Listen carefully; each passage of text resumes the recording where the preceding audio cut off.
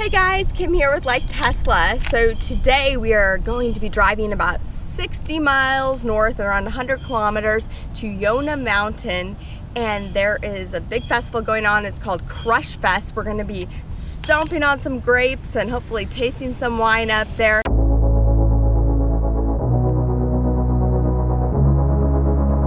And they actually have Tesla chargers, so we're excited to try out a new destination charger.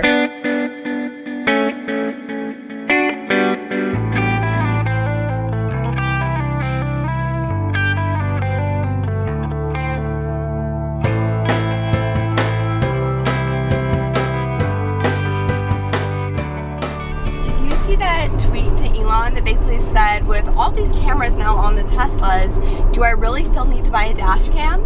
And that's a pretty good question, actually. I hadn't thought about it before, but Elon's response was super cut and dry. He just said, feature requests coming soon.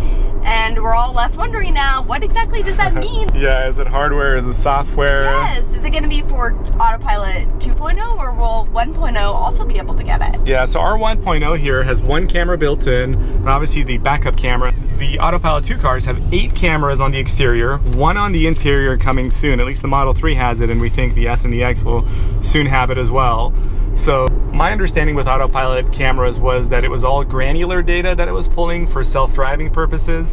I did not think that it would be able to have the same sort of vision that you are expecting from a 1080p camera as you get in dash cams. So that's just really interesting of what they're able to pull. So will it also record audio? Are they actually going to be like listening in on us? You know what? I wouldn't be surprised, but I don't know. I don't think there's any microphones in here. That might be a privacy issue. Yeah, so we actually already have a dash cam installed in our car, and people ask us about that all the time, but it's linked in all of our videos in the description. So when you're watching our videos, make sure you do read that description. We link to almost everything that people ask us about all the time in those descriptions.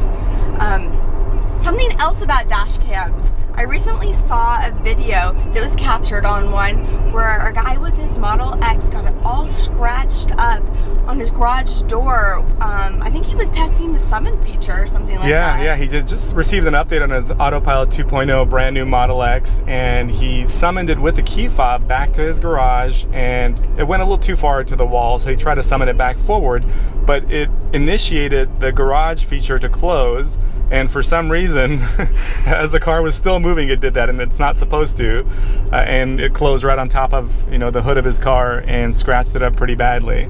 I would literally cry. Yeah, you know, it's sad because you get so excited about going out there and trying out these features, but yeah. So is he expecting Tesla now to cover this? He's reached out to Tesla. Tesla still hasn't confirmed or gotten back to him with the full response, but he doesn't seem like he's upset. Yeah. So, I mean, not at Tesla at least.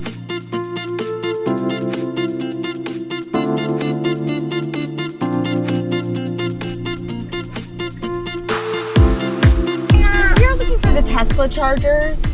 Tesla chargers are, you'll go up this road up here and they're right, the building up there? Okay, great. So we just go up the road. Okay. I was kind of worried they wouldn't know or they wouldn't let us or something. Look at this view, Kim. I know. Who would think that this would all be in the south, right? Are those Tesla chargers or I think the one on the far right might be, at least I can't tell from back here. It almost looks just like a... We have the adapter though. You got the Clipper Creeks on that side. Slow.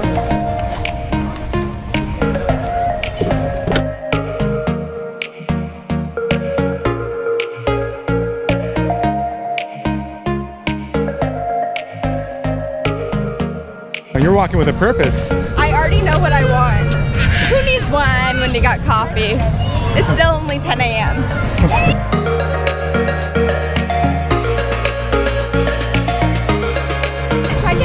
All these Tesla chargers. It looks like there's a couple Model S's being charged.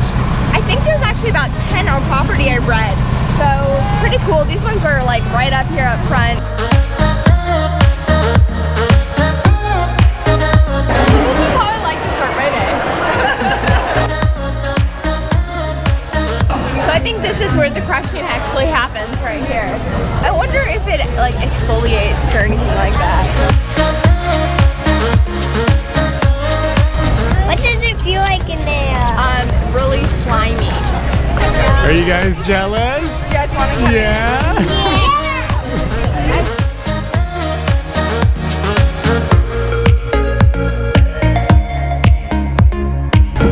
Look at my feet! They're very stuck in my toes! They have like this system that are like...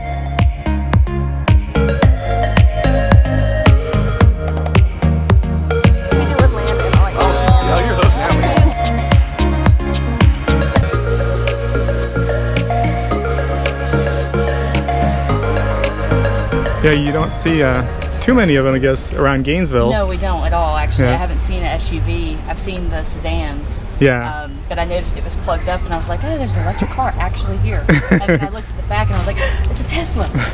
That's Yeah, awesome. you feel free to take a look. So you can even check out the What's front. the price point of this? So the base price starts in the 80s, I think. You can actually sit down for a second, and Really? you'll get to see the viewpoint above you. Check that out.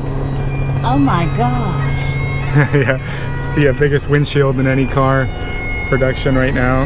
Wow.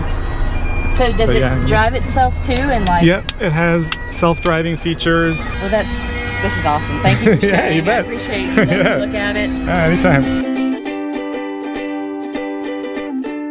So I have this friend, and she's from Texas, and they drive from Atlanta to Texas, Houston area, about once a month. But right now they have a compact SUV, and they're also Model 3 reservation holders. And we were having a conversation because her husband doesn't think that they should get the larger battery, but I think they would be making a huge mistake. Yeah, you know, it's the most important thing, the single most important thing, and he was saying it's a $9,000 price difference, and it's a huge difference, it is, but for almost 100 miles increase in range, that's the best mile to price ratio Tesla has ever given. And I told them, you know, that it's going to be easily your favorite car in the garage. For road trips, I know you've never driven an autopilot car, but for road trips, once you drive it, you're going to be kicking yourself every single time.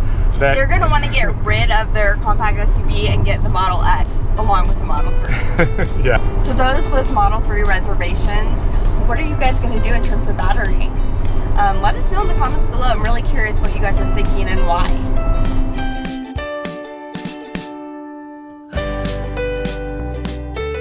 So we're using the onboard navigation with Tesla, having promised they're going to improve this, but honestly it's still lagging because it tells us to take this Highway 129 route to our vineyard, while Google says that's about 12 or 13 minutes slower and we should just stay on our main route and cut across the very end, which makes sense. But this is a constant battle with the Tesla onboard navigation. They really actually need to get this taken care of, because when legislation and all that stuff passes, it's going to drive people crazy when they're able to actually utilize autopilot to take them to their destination, and it's taking them on the slow way to get there. Yeah, that would be frustrating if you're sitting on a different side of the car and the car is insisting on taking you one way, because they don't give you an option. They don't let you choose what your phone, you know, would tell you to choose. They only give you that option. So I don't know, maybe they need to do a collaboration with Waze, or I doubt they will, because I know Tesla doesn't like to do that kind of thing, but they need to figure out how to you know, look at the traffic better and the different routes and get there the fastest way possible. If you like our videos, please press the like button and comment below. That really helps my channel grow, as it tells YouTube to share our videos with others and help spread the word of sustainability and EVs. And if you're in the market for an S or an X, or you know someone who is, please use my referral code. Thanks for watching!